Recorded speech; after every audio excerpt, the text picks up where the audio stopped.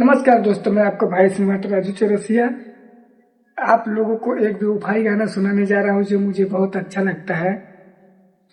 हरे ना जाने का हो गइल बाई यार, सर से चुनरिया सर केला।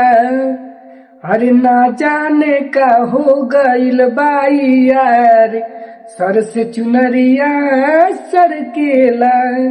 लड़का का लाइन था कि मन में मिलनवा के चाहती है जगह के, झूठो पीरितिया की सपना देखा के, दिलवा में घर तू बनाई के उड़ जाइबू मैना।